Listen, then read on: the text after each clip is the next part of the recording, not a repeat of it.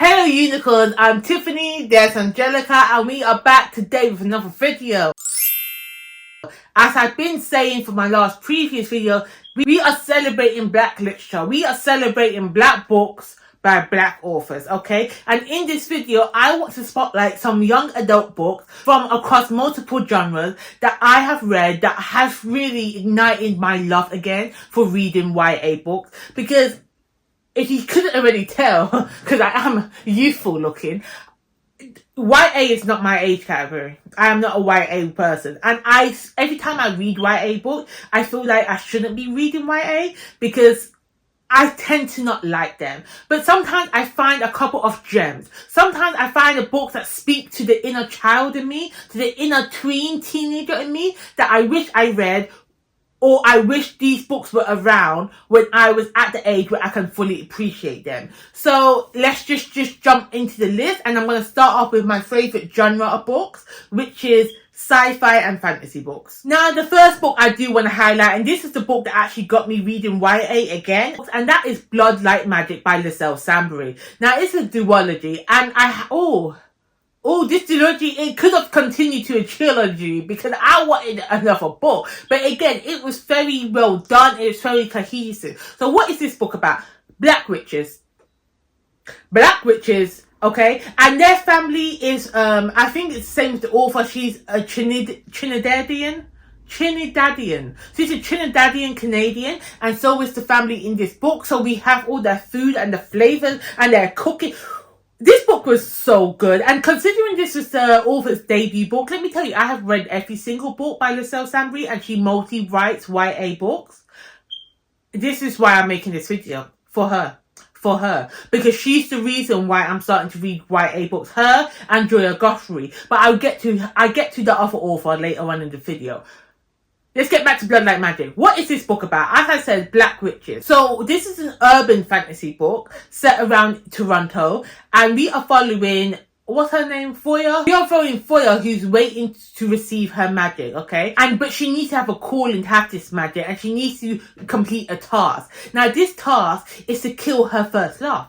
And if she doesn't do this, doesn't complete this task, the ancestor who gave her this stipulation says if you don't complete this task, your whole family line loses its magic. Okay? And I'm just like, damn, that's a bit hard. But what this journey's in, because she has to kill her first love, the problem she's having is that she ain't never been in love before. She doesn't have a first love. She hasn't had this feeling before. So this journey's on for her finding someone that she loves, falling in love with them, and then contemplating whether or not she can kill this person or not. And this book was so good because not only do we have that romance element to the story, we see her familiar bonds, we see her connection to her mother, to her grandmother, to her cousin, because they all live in the same family house. And then we see her connection to the witch community of Toronto, because it's not just black witches. We have witches from every other race that's involved in this community, this witch community. I can talk about this book for days, and I don't want this video to be long. Blood Like Magic, it's a duology. Both books are out. Both books are amazing. The second book, God, Liselle, you know what you did. You know what you did. Go read this book. It's fantastic. So the next book I want to talk about is Sing Me to Sleep by Gabi Burton. Now, I did discuss this book, one of my recent reads that I've done. I'll link it in the cards up above if you're interested in looking at my most recent YA books I've been reading. But Gabi Burton did something with this book. Because this book, it didn't need to be a YA. It was a YA. It was a great book for a YA. Don't get me wrong. But if she aged it up a bit, I think I could have enjoyed it more. Because what we're following a siren who seduces men and then kills them. Now, I love that concept. I love this book. The fact that the character in this book was 17 and she seduced men, that kind of sat with me wrong. But again, that's neither here nor there. The book itself, the story that is told in this book was fantastic, okay? I enjoyed it so much. This book, what it done well, that love interest, sometimes it's too angsty for YA. Sometimes I'm just rolling my eyes. I'm like, you guys are nothing but babies to me. You're just teenagers. What you know about love? What do I know about love in my big old age, actually? Pause, we're not going there. This is not about me, okay? This is about the book. But every time I read a YA and they're talking about their relationship and their feelings, I'm just like, calm down. Come talk to me in 10 years when you've experienced a bit more life. This book did it well. This book did the angst, did the slow building of relationship, did the confusing of our main character, what's right, what's wrong, how does she cope with being a siren and being hunted by the fae creatures, because there's fae. The fae in this book are like the kings, the queens, the elite people. The humans are nothing. They're minor. But I don't want, go read this book. I mean, we have great banter in this book. It's fantastic. I loved it. Again, if you want more of my thoughts, check out that video. If you want more about the book, go read the book. There's a second book coming out called Drown Me in Dreams. I think it's already out, actually. I just haven't read it yet, and I'm going to. We're going to rectify that situation real quick. The next book I want to highlight, this is a trilogy and it has been completed. This is the Gilded Ones by Namina Forna. Now, this book deals with issues we know all too well. We are real acquainted here in this black community. We know about it. We have got issues of racism. We got issues of xenophobia. We got missimony? How do you say this word? Misogyny. Misogyny. Missimony. Well, we move on. We've got inequality, we've got abuse, we've got trauma, and so much more. So I would go ahead and check your trigger warning. With that being said, okay, this trilogy is fantastic. Especially the first book. If you read the first book and you don't like the book, and you don't like the first book, then this trilogy is not for you. Because to me, the first book was the best book of the whole series as a whole. But the series was fantastic. So what is this book about? What we are following? We're following Decca, our main character, who, along with her and every other young woman in every village across this nation, they go through a test called the bloodletting, where they check the colour of your blood. So if your blood runs red, you normal, you good, I'm gonna leave you alone. However, if your blood runs gold, you something else. You need to be dead. You need to get, okay? Because gold blood means you the enemy. Means that you are set for death. Now, the problem we're having here is that people with gold blood, they can't just die. They need to find their true death, because you shoot them, you cut off their head, you do anything to them, they can come back alive. And right at the beginning, before even the first book starts off, they go through so much. These young girls go through so much because the people, their parents, the people of their village, treat them like other, just because their blood is gold. Like, they're the fruit of your loins, yet you're allowing people to murder them, to abuse them, to sexually traumatize them, okay? Again, this book deals with heavy subject. Once you get into the meat of the story, what's going on, the lies that have been told to this society about the gods and the goddesses and who they really are. Fantastic story, fantastic book. It was a great YA read for me. And the next book that I want to highlight is a sci-fi book. Now, I haven't actually finished a sci-fi book. It ran out at the library, so I don't know how this book ends. I'm waiting, okay? I'm waiting. But we have War Girls, and War Girls is as I said, it's sci-fi. It's set in 2067 in Nigeria, and they are undergoing a civil war that is similar to the Biafran Wars. I think that's how you say it. Biafran Wars 200 years ago. Now, I should have did my research on this, because I don't know if they mean 200 years from the 2067 or 200 years from our present time when this book was released. I'm not sure. But the Biafran Wars was real wars that happened in Nigeria. It was something that happened in our reality time. And this book takes that war and reimages it for this sci-fi world. We do follow our main character, Onyebuchi, who is forced back into fighting the war, forced back into becoming a mecha pilot who's known as a demon of Biafra. This time, because she was in a camp with her sister, with her adopted sister called Ife. She was in a camp together, and now they are fighting in opposite sides of the war. So now she has to fight against her adopted sister. As I said, I have not finished this book. I'm around halfway in, so I don't know how it's going to end. But so far, it's been exceptional. It's been great. In the sense that the storytelling is great, not the action that's happening in it. Because we are dealing with children, and we are dealing with events that are based on real life activities that have been going on. So I would suggest this book to anyone who likes sci-fi, anyone who likes mechas, anyone who likes women, girls fighting in positions of power, okay, reclaiming their power. This is a good book for you, okay? This is a good book for everyone. Add it to your TBR. Go ahead and read it. So for this next section, I'm going to move on to some YA historical, contemporary and romance book. I'm going to merge it all together because I don't really read much YA romance and things like that. It just doesn't do it for me. But these books I am going to mention, they hit a certain spot in my soul, which I feel like everyone needs to pick up, no matter what your age group is. Except if you're like younger than YA, because I don't know if that's appropriate for you. Argue with your mama, not with me.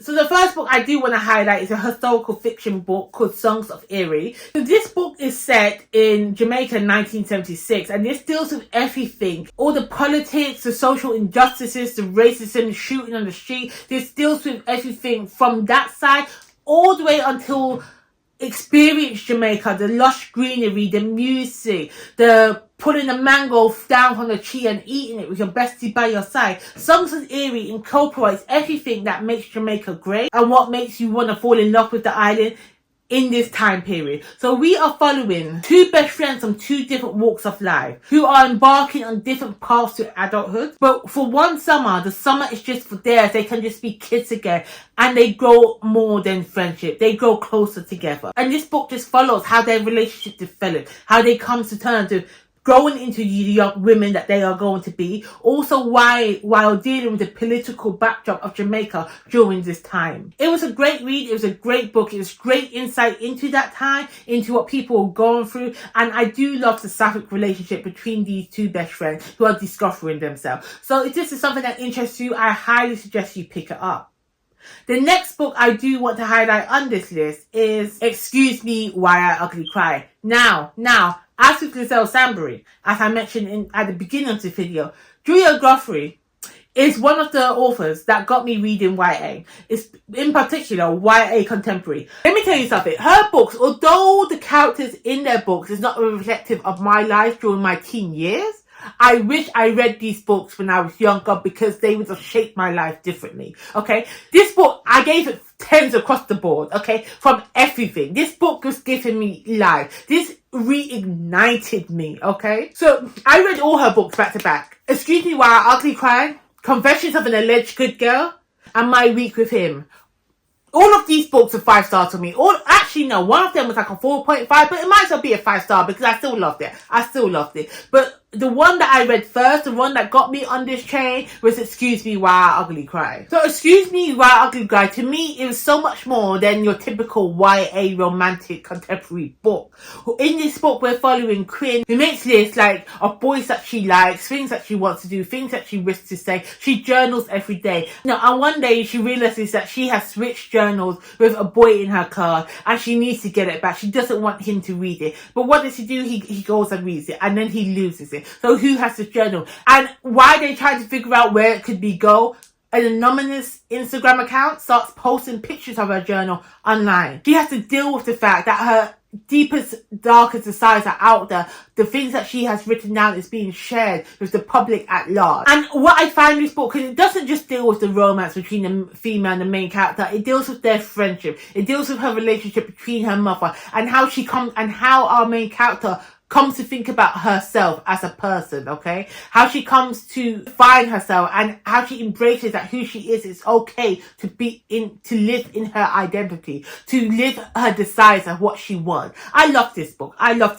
So Joya Goffney, all her books, go read it. It's perfect for YA audience. Perfect, even if you're not into YA, you would enjoy this book anyway. Now, this is one book that I haven't read yet, but because I read the author's other work, I want to try her YA works. And that's enough of that. Now That I Found You by Kristina Forrest. Now, Kristina Forrest did The Neighbour Favour and The Partner Plot. Thoroughly enjoyed those books. I think I may enjoy her YA book. Who knows? What this book is about. This is about a young girl called Evie who's trying to salvage her Hollywood career after she's been betrayed by her best friend. Now what she does is that she has to reconnect with her grandmother, who was once a Hollywood star but is now a recluse. So she reconnects with her to try and get back in that spotlight, to try and get that Hollywood fame. And while she's doing this, Evie reconnects with the people around her. And there is I think there's a bit of a fun little journey going on, a bit of a romance, because as I said, the grandmother's a bit of a recluse. She goes missing. So Evie has to team up with the love interest of this book to go find her grandmother, to go journey around LA to find out where did this woman go. I think I'm going to enjoy this book. I think so. If you've read this book, please let me know your thoughts, because I want to know. The next book I do want to highlight is Charming as a Fur. Now, this book was adorably cute. This book was fantastic. This book follows Henry, a Haitian American who has created his own dog walking company, because he finds that if he has a company behind him, a legitimized name, people are more likely to trust him with walking their dog. Enter in Corinne. Corinne is his neighbor who did a little bit of digging and realized that Henry is the only one employed at this dog walking company. So she now threatens to expose his secret unless he helps her become more sociable. I love that premise. I love that premise for them. I love that premise for me. So this book does have layers. It has a fun little friendship banter back and forth between the main. As I said, it's a cute read. It's fantastic. Go pick it up. Go read it. The next book I do want to highlight is Highly Suspicious and Unfairly Cute. This is a romance by none other Talia Hibbert. Now, Talia Hibbert did the Brown Sister trilogy, her adult romance books. They're the only ones that I read by her. Did I love it? No. Was it good? Yes, I didn't love it. But I read this book, her YA debut. This book was fantastic. This book just gave me the keys to the ha-has. Now, this book, we are following two ex-best friends who are competing for the same spot to get a scholarship.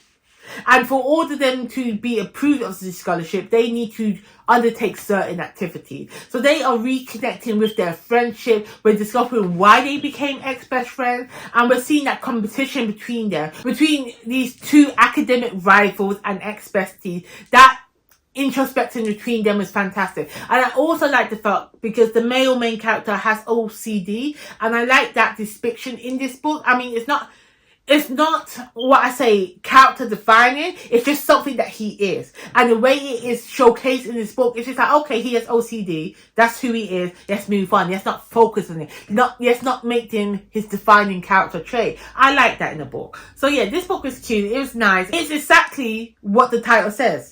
Is highly suspicious and unfairly cute. So the last section I'm going to come to, the last genre of books of YA we're going to speak about, is some horror and thriller book. And I'm going to start off strong with another one by Liselle Sambury, because she not only does fantasy, she does horror. And this was her 2024 release, Tender Beast. Now, I've come to the conclusion after reading Liselle's book that she doesn't know how to write a bad book. Not one of her books have been, even the book she wrote before this, which was Delicious Monsters, oh, that was good too. But we'll talk about Tender Beast. So with Tender Beast, I didn't want to hear nothing about this book when it was being marketed, when reading the synopsis. I didn't want to hear nothing. I just wanted to go in blind. And going in blind, I think that was the best thing for me. Because after reading the synopsis of the book, I don't think it captures entirely what this book is. So if you like psychological thrillers with cult elements, if you like serial killers and dysfunctional families, this is the book for you. In this book, we are following a sister and her brother who go to this elite private school. Her brother's already been arrested for the murder of his girlfriend, or suspected murder. They think he's a murderer, and so he's just been released. And her mama says, you know what, take care of your brother, don't make him get into no trouble. So her brother goes back to school. Turns out that's another dead body. Another dead body shows up, and we're thinking, wait, was it this boy?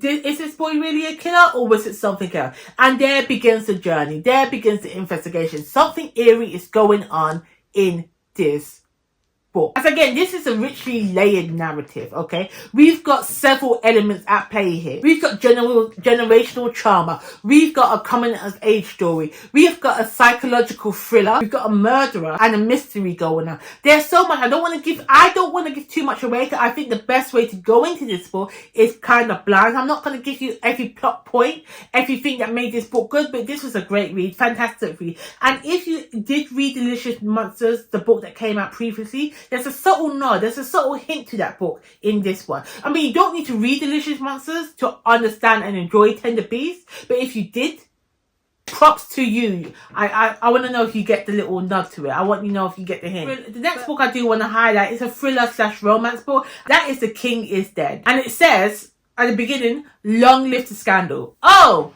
I I feel like we're going to get shade. Now, I haven't actually read this book, but it's been sitting in my Libby app for a while, so I might need to pick it up. It sounds fantastic. So the king is there. Follows James, a young 17-year-old boy who's thrust in the role of kingship when his father suddenly passes. The book explores the relationship between the royal family and races, because obviously our main character in this book is a black boy, okay, and he's going to become the king of England, the king of Britain. What? Oh, I wish this was reality. And not only is he a black king in England, he's also queer. He's also gay. And I love to see. When it says long list of scandal, they weren't lying. So again, I have not read this book, but I intend to, because I believe this is going to be filled with all the mess. And I'm here for it. So guys, those are my list of YA books from across several genres that I think you will enjoy, that I think everyone should be reading. All of them are by black authors. So please let me know if any of these books have piqued your interest. Let me know if you've read any of these books. Drop in the comments below some of your favourite YA books by black authors, and let me know if I should check them out or not, okay?